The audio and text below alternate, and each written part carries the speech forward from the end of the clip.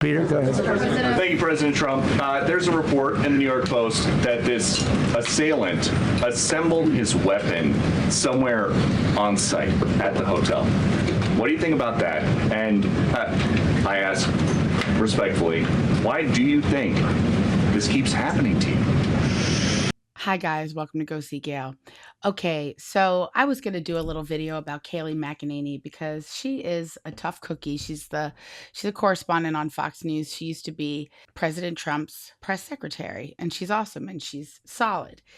And what's crazy is they basically were talking about all the great stuff that Trump has done in 12 months. If you really think about it, it's pretty freaking remarkable. A couple days ago, they tried to kill him. And when I say they, I mean, they're always trying to kill him. Somebody's always trying to kill this man. And it seems, just like he said, they only want to kill the presidents that actually do something. I will say the war in Iran is going along swimmingly. We can do whatever we want. And it should be ending pretty soon. It was perfect. I mean, it's perfect. It was the power we have, our military. We have the most powerful military anywhere in the world. But the Democrats and the media are not fans of Trump's straight talk. There is no success in this war. This was a war that was a huge mistake to begin with. And so we should just get out now. There's been a real demonstration of strategic power here by the Iranian regime. Do you think the president will get credit for solving a problem he created? It's like you wake up in the morning, you take a hammer, you smash your face, you look horrible, and then She looks like she smashed her face with a hammer. and then you get great treatment, and in 3 weeks, oh, you look good again. She's hilarious. Like, what are you doing? What was that all about? What was that? Let's talk about what it was all about. And Kayleigh, listen, presidents, Democrat and Republican, for decades have been talking about the problem that Iran is. So the suggestion that he created the problem, he says, I'm trying to solve the problem nobody else was brave enough to take on. Yeah, no doubt. 47 years and Republican presidents, Democrats. Watch her smoke it. She's on fire today. She's going to smoke it up. This is last week, but still, I really love this segment. Presidents have articulated the goal, which is a non-nuclear Iran. He took it on, and he took it on with force. To those Democrats, I just want to postulate a counterfactual to them. If you rewound 12 months, okay, so let's go back to April 2025.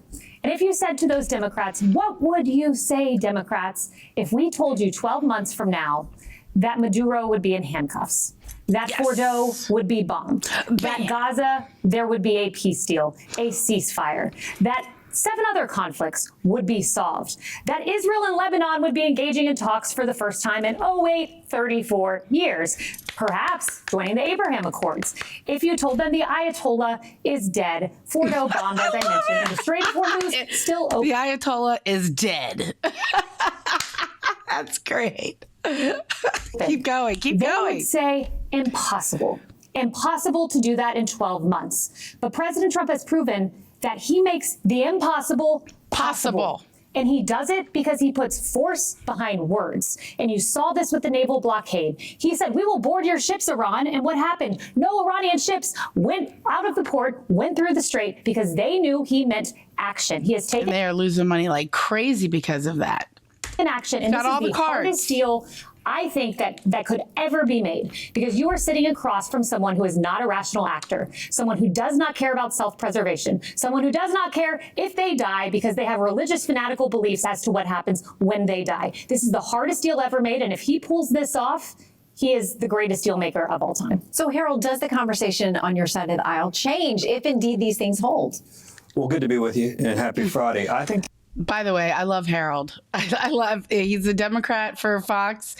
And I like Jessica too. conversation will change with both parties. I would agree. If everything that Kayleigh says comes true, the president deserves a tremendous amount of credit. I think the blockade was the smart thing to do.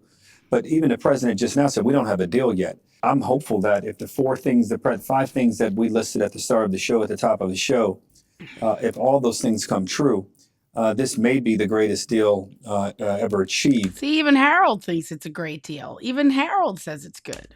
By a president in conflict. But we don't know that to be the case, and I'm rooting for that to be the case. One thing is unclear to me, when he says no cash will exchange hands, and we've seen reports today from other outlets, including our own, that there's a deal on the table for $20 billion for for the Iranians, which is not American dollars. Even the Obama, when he was president, what they did was they unfroze Iranian assets. So there were no American tax dollars going. Now, But Democrats liked that then. So if this does turn out to be the deal, part of the deal now, would they be okay with it? So Shannon, I don't care if it's $50 billion for one reason. If we can, the only thing that matters to me in that list of things we put up is that they can enrich uranium and that they do not have a nuclear weapon. If that costs $75 billion, you think about the life of that contract, $75 billion in the next 30, 40, 50, 60 years for my kids, for grandkids, everybody around the table, for kids not to have to deal with this regime. It'd be well worth it. If we could have more level-headed Democrats that can actually talk with Republicans without having the Trump derangement syndrome and the anger and the craziness and just like the radicals. I mean, if we could just have more Democrats like Harold, we would be in good shape. Make no doubt, this blockade there, this is what's created the economic hardship and pressure and forced them to the table. Well, and Jesse, the president has said a lot about how the U.S. did this without NATO, without some of our other allies, who he's called them out for not showing up when he said. The president said we'd win the war in 6 weeks, and it took 7. So I feel lied to. We actually did win it in 6 weeks when Iran called for the ceasefire, and the blockade was just to squeeze the deal. And we've squeezed one heck of a deal. If the reporting is accurate, this basically is unconditional surrender. No enrichment. We take the uranium. No terror funding. And Iran can't rebuild its military because we hit all their defense factories. This is it. I mean, this is what you'd call a complete and total victory. And then you look at a few days later, they try to kill him. People are always trying to kill this president who's getting stuff done. And that would make this war the most swift, decisive, surgical, effective, probably the greatest war in American history, if this thing holds. World War II was pretty good, just for the record. Well, it didn't take 38 days, Harold. Okay, I'm just saying. What about the war on Christmas? We're still fighting that. That's what we call a forever war. That was not over. Forever war. He's brought Jews, Arabs, and Persians all together in one economic zone under an American security umbrella and boxed the Chinese and the Russians out. And the stock market's hit an all-time high, and oil futures for June are at like $81. I mean, you could not have executed this better. I'm just so proud of the War Department, of the president, and all of those service members that fought so bravely in this effort. He didn't kick the can down the road. He just decided to crush it. You know, no one else did this. That moment when you realized there was a threat and service agents were telling us to get down, can you describe what was going through your mind, how you were feeling in that moment? That's a very good question, actually. It's always shocking when something like this happens. Happened to me a little bit, and that never changes. The fact, we were sitting right next to each other, the First Lady on my right, and I heard a noise and sort of thought it was a tray. I thought it was a tray going down. You know, I've heard that many times, and it was a pretty loud noise. And it was from quite far away. He hadn't reached the area at all. They really got him. But so it was quite far away, but it was a gun. And some people really understood that pretty quickly. Other people didn't. I was watching to see what was happening. Probably should have gone down even faster. Melania was very cognizant, I think, of what happened. I think she knew immediately what happened. She was saying, that's a bad noise. And we were whisked away. We very much wanted to continue it because I don't like to let these sick people, these thugs, these horrible people change the fabric of our life, change the course of what we do. So we held out. You were there. We held out right till the end, but they didn't want to take a chance, and I understand there was protocol.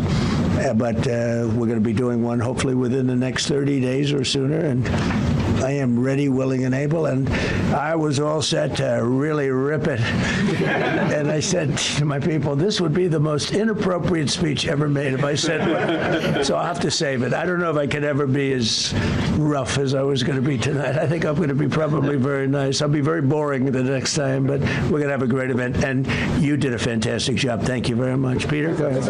Thank you, President Trump. There's a report in the New York Post that this assailant assembled his weapon somewhere on site at the hotel. What do you think about that? And I ask respectfully, why do you think this keeps happening to you? Well, I gotta say, I love Peter Doocy. I love him. He always asks the best questions, and he learned from his father because his father is a reporter too. He asks the best questions, and he knows when to pause and to really give whoever he's talking to, like, the floor to answer. I must tell you, the most impactful people, the people that do the most, you take a look at the people, Abraham Lincoln, I mean, you go through the people that have gone through this where they got them. Yeah. But the people that do the most, the people that make the biggest impact, they're the ones that they go after. They don't go after the ones that don't do. Isn't that so upsetting to think about, that the ones that actually do something, the ones that actually make an impact are the ones that get killed? That just makes me want to cry, but I'm not much because they like it that way. And when you look at the people that have either, whether it was an attempt or a successful attempt, they're very impactful people. Just take a look at the names there, the big names. And I hate to say I'm honored by that, but I've done a lot. We've done a lot. We were a laughingstock for tried to kill Ronald Reagan years, and now we're the hottest country anywhere in the world. We've changed this country. And there are a lot of people that are not happy about that. So I think that's the answer, Peter. This is what I like about this president. He just keeps getting back up. I just don't know how many lives that he has left. Just don't know how many lives he has left. I mean, I just feel like eventually one day they're going to get him. If I were him, I would deliver my speeches in a glass bubble with air pockets, I mean, just so that he could survive and keep making good decisions for the country. That's what I think. Let me know what you guys think. And thanks for kicking it with me. I'm getting back into my videos. I've been busy trying to survive in LA. I did go through like a really messed up situation where I was working for a company, or I worked for a bar. I'm a bartender, and I worked for a bar for 6 weeks, and they didn't pay me. And I'm going to do a whole video about it and how our government here in Los Angeles is allowing people like this to run establishments, not pay their employees. And then when they go under, we still can't sue them. Like this kind of stuff is going on in LA, and it's really awful. But anyway, let me know what you guys think about all this president stuff, assassinations and whatnot. Thank you for kicking it with me. I will see you guys very soon. This has been Go See Gail. Like, share, and subscribe. Okay. I'll see you guys soon.